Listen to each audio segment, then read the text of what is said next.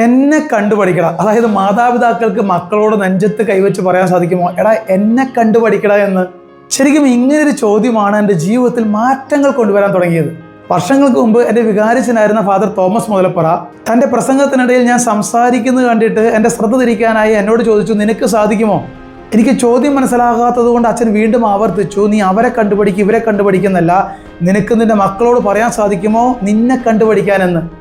ഞാൻ ആംഗ്യം കാണിച്ചു, ഒരിക്കലും സാധിക്കില്ല. കാരണം എൻ്റെ മക്കൾക്ക് അനുകരിക്കാൻ തക്ക വലിയ ഗുണങ്ങളൊന്നും എന്നിലുണ്ടായിരുന്നില്ല. നാളുകൾ കഴിഞ്ഞിട്ടും ഈ ചോദ്യം എൻ്റെ കാതുകളിൽ മുഴങ്ങിക്കൊണ്ടിരുന്നു. അങ്ങനെ ഞാൻ ജീവിതത്തിൽ നല്ല നല്ല തീരുമാനങ്ങൾ എടുക്കാൻ തുടങ്ങി. എൻ്റെ നാട്ടിൽ മദ്യം വിളമ്പുന്നൊരു ക്ലബ്ബ് ഉണ്ടായിരുന്നു. ഞാൻ ആ ക്ലബ്ബിൽ നിന്ന് ഒഴിവായി.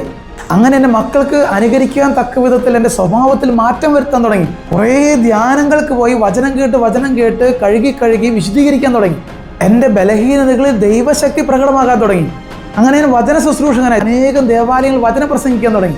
ഇന്നൊരു പരിധിവരെ എനിക്ക് എൻ്റെ മക്കളോട് പറയാൻ സാധിക്കും, എടാ എന്നെ കണ്ടുപഠിക്കടാ എന്ന്. എൻ്റെ മക്കളത് പലപ്പോഴും പറഞ്ഞിട്ടുമുണ്ട്.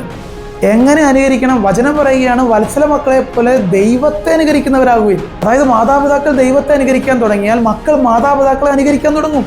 അങ്ങനെ തിന്മയെ അനുകരിക്കാതെ നന്മയെ അനുകരിച്ചുകൊണ്ട് ജീവിതം എപ്പോഴും സന്തോഷം നിറഞ്ഞതായിരിക്കട്ടെ.